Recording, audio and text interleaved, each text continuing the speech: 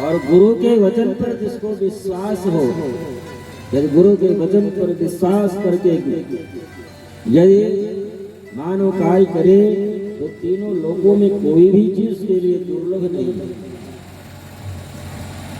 राजा बलि देवासुर संग्राम में मार दिया गया अपने संपूर्ण दैत्यों के साथ में। गुरु शुक्राचार्य जी को जब पता चला तो अपने मृत संजीवनी विद्या के द्वारा राजा बलि के सहित सभी दैत्यों को जीवित कर दिया। गुरु में ये सामर्थ्य हुआ करती है। और राजा बलि जब जीवित हुआ अपने गुरु के चरणों में गिर करके प्रार्थना करने लगा कि भगवान नारायण हम लोगों के द्वारा छल किए, अमृत निकला, देवताओं को पिला दिए, हम लोगों को मदिरा पिला दे, देवासुर संग्राम में सब मारे गए, आप न होते तो हम लोग जीवित भी नहीं हो पाते। लेकिन देवता अब अमर हो चुके हैं अमृत का पान करके।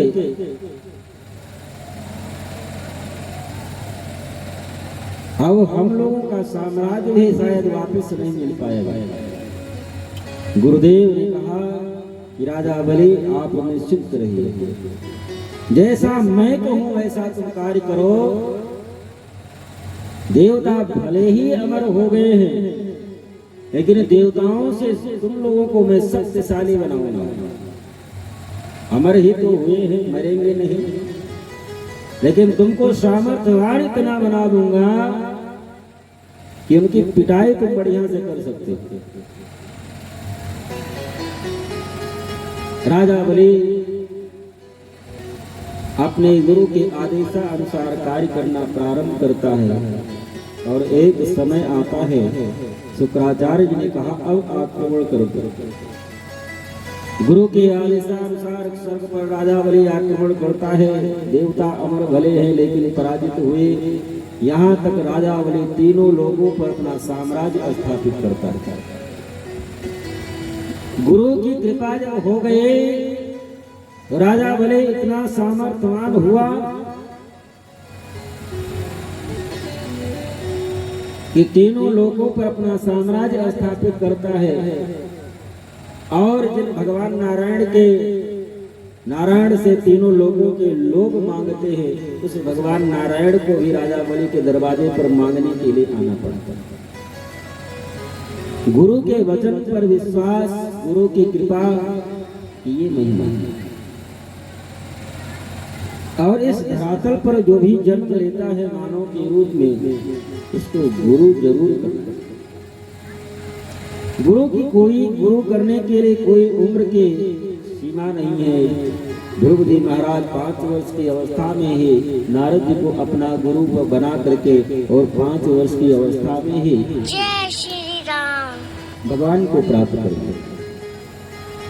पार्वती जी कहती हैं कि चक्रवर्ती सम्राट महाराज दशरथ का चौथापन आ गया, घर में कोई संतान नहीं, लेकिन गुरु की कृपा हुई 4 संतानें हुई। प्रहलाद दैत्य कुल में जन्म लिए थे, लेकिन गुरु नारद की कृपा हुई कि उनके लिए भगवान को नरसिंह के रूप में अवतरित हो गए।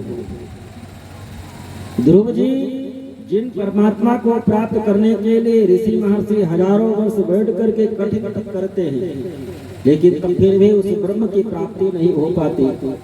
लेकिन गुरु की कृपा हुई, नारद जी से मंत्र दीक्षा लिए ध्रुव जी 5 वर्ष की अवस्था में ही भगवान को प्राप्त करिए। गुरु की ये महिमा होती है। आप हमको अपने गुरु पर पूर्ण रूप से विश्वास है और हमको पूर्ण रूप से विश्वास है कि गुरु जो हमको बता करके गए हैं, मैं उस रास्ते पर चल रही हूँ। हमको पूर्ण विश्वास है एक ना एक दिन भगवान शिव हमको जरूर पति के रूप में प्राप्त होंगे। और आप कह रहे हैं जिन देवताओं के साथ में आप विवाह करना चाहो मैं करा दूं। श्रीपति वैकुंठाधिपति भगवान नारायण के साथ में विवाह करा दूं। भगवान शिव में संसार के जितने अवगुण है भगवान शिव में ही है। ठीक है, हमारे लिए शिव ही सब कुछ है। महादेव अवगुण भव विष्णु सकल गुण धाम जेहि कर मन रम जाय तेहि देहि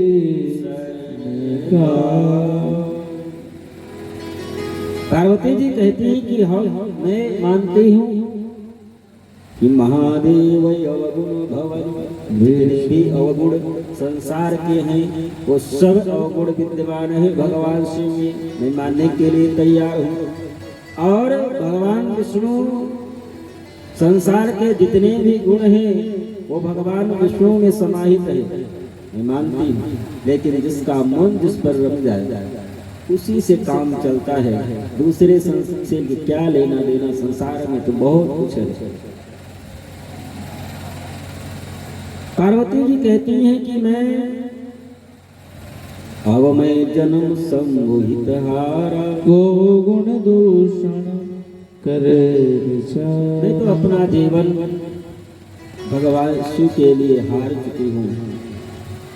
अब कोई संसार में कुछ भी हो उसके लिए हमको क्या लेना देना। और हमारा जो संकल्प है, मैं संकल्प कर चुकी हूँ कि जन्म कोटि लगी रगर हमारी बरों संभुनत रहो कुंवारी। महाराज इस जन्म के बाद जाने दीजिए, यदि करोड़ों जन्म लेना पड़े, करोड़ों जन्म लेना पड़े, करोड़ों बार ये शरीर धारण करके इतना ही तप करना पड़े, वो हमको स्वीकार है। लेकिन जब भी मैं विवाह करूंगी, वर के रूप में स्वीकार करूंगी, तो केवल भगवान शिव को, मैं दूसरे को स्वीकार कर ही नहीं सकती। भले ही मैं कुंवारी शरीर छूट जाए, करोड़ों जन्म लेना पड़े, लेकिन पति के रूप में दूसरे को स्वीकार नहीं कर सकता। तजो नारद कर उपदेश आप कहें सत बार महेशु। और अपने गुरु के वचन को मैं छोड़ नहीं सकती। जो हमारे गुरु कह करके गए हैं, उपदेश दे करके गए हैं, उसको मैं छोड़ नहीं सकती। यदि भगवान शिव स्वयं आकर के 1000 बार हमसे कहें, यदि भगवान जिसके लिए मैं इतना कठिन तप कर रही हूँ, जिनको प्राप्त करने के लिए, यदि वो स्वयं आकर के कहें, तो भी मैं अपने गुरु के वचन को छोड़ नहीं सकती। क्योंकि गुरु हमको पूर्ण विश्वास है कि गुरु यदि कह करके जो गए हैं उस रास्ते पर मैं चल रही हूँ, तो निश्चित रूप में हमारा कार्य सिद्ध है। शक्ति से तुम माया भगवान शिव सकल जगत पितुमान नाय चरण सिर मुनि चले पुनि पुनि पुरगत गात। अब सत्य से मुस्कुरा करके प्रणाम करते हैं कि हम भगवान शिव के कहने पर ही आपकी परीक्षा लेने के लिए आए थे। तुम माया भगवान शिव सकल जगत पितुमान। आपको सदा सदा भगवान शिव की अर्धांगिनी है। आप जगत माता हैं, भगवान शिव जगत के पिता हैं।